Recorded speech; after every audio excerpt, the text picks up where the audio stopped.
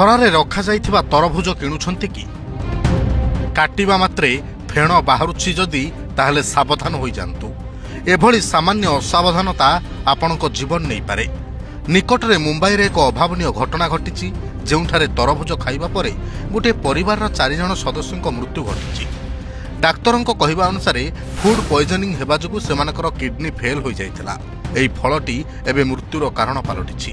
ତେଣୁ ତରଭୁଜ କିଣିବା ଏବଂ ଖାଇବା ପୂର୍ବରୁ ଆପଣଙ୍କୁ କିଛି ଗୁରୁତ୍ୱପୂର୍ଣ୍ଣ ସତର୍କତା ଅବଲମ୍ବନ କରିବାକୁ ପଡ଼ିବ। ବଜାରରେ ଖରା ଓ ତାତିରେ ଖୋଲା ସ୍ଥାନରେ ରଖାଯାଇଥିବା ତରଭୁଜ କିଣିବା ସବୁଠାରୁ ବିପଜ୍ଜନକ। ଯଦି ଆପଣ ଏକ ତରଭୁଜ କାଟୁଛନ୍ତି ଏବଂ ସେଥିରୁ ଧଳା ଫେଣ ବାହାରୁଛି କିମ୍ବା ଖଟା ଗନ୍ଧ ଆସୁଛି, ତେବେ ତାକୁ ତୁରନ୍ତ ଫୋପାଡ଼ି ଦିଅନ୍ତୁ। ତରଭୁଜରେ ପ୍ରାକୃତିକ ଶର୍କରା ଏବଂ ଜଳୀୟ ଅଂଶ ଅଧିକ ଥାଏ। ଯେତେବେଳେ ଏହା 35 ଡିଗ୍ରୀରୁ 45 ଡିଗ୍ରୀ ଖରାରେ ରହେ, ଏହାର ଭିତରର ତାପମାତ୍ରା ବୃଦ୍ଧି ପାଏ। ଫଳରେ ଏହାର ଶର୍କରା ଅର୍ଥାତ୍ ଚିନିରେ ଫର୍ମେଣ୍ଟେସନ୍ ବା କିଣ୍ୱନ ପ୍ରକ୍ରିୟା ଆରମ୍ଭ ହୁଏ।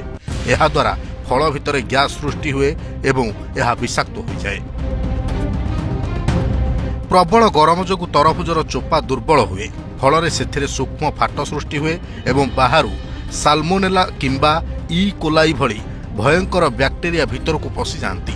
ଖରାରେ ଉତ୍ତପ୍ତ ତରଭୁଜରୁ ଭିଟାମିନ୍ ସି ଓ ଲାଇକୋପିନ୍ ନଷ୍ଟ ହୋଇଯାଏ। ଏହା ଶରୀରକୁ ଥଣ୍ଡା ଦେବା ପରିବର୍ତ୍ତେ ତାପମାତ୍ରାକୁ ବିଗାଡ଼ି ଦିଏ।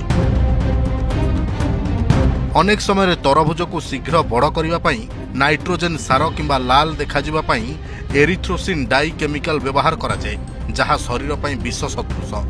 ତେବେ ଭଲ ତରଭୁଜ କେମିତି ଚିହ୍ନିବେ?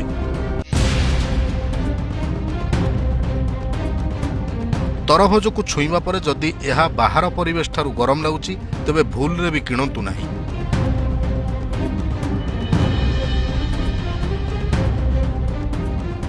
ତରଭୁଜକୁ ହାତରେ ବାଡ଼େଇଲେ ଯଦି ଶବ୍ଦ ଭାରି ଲାଗେ, ତେବେ ବୁଝିବେ ଏହା ଭିତରୁ ଖରାପ ହେବା ଆରମ୍ଭ ହୋଇଗଲାଣି।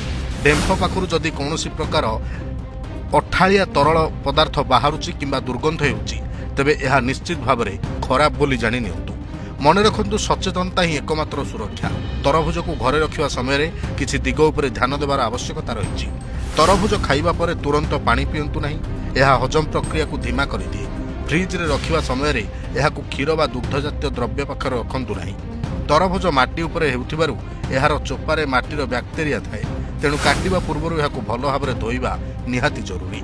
ବିନା କଟା ତରଭୁଜ ସାଧାରଣ ତାପମାତ୍ରାରେ 1 ରୁ 2 ସପ୍ତାହ ଓ କଟା ତରଭୁଜ ଫ୍ରିଜରେ ମାତ୍ର 2 ରୁ 3 ଦିନ ସୁରକ୍ଷିତ ରହିପାରିବ। ସବୁବେଳେ ତାଜା ତରଭୁଜ ଖାଆନ୍ତୁ। ଯଦି କାଟିବା ପରେ ଫଳର ରଙ୍ଗ ଅସ୍ୱାଭାବିକ ଗାଢ଼ ଲାଲ କିମ୍ବା ଛିଦ୍ର ଥିବା ପରି ଜଣାପଡ଼େ, ତେବେ ଏହାକୁ ନ ଖାଇବା ହିଁ ଭଲ। ଏହି ସାମାନ୍ୟ ସତର୍କତା ଆପଣଙ୍କ ପରିବାରକୁ ବଡ଼ ବିପଦରୁ ରକ୍ଷା କରିପାରିବ। ବ୍ୟୁରୋ ରିପୋର୍ଟ, ପ୍ରମେୟ ଡିଜିଟାଲ।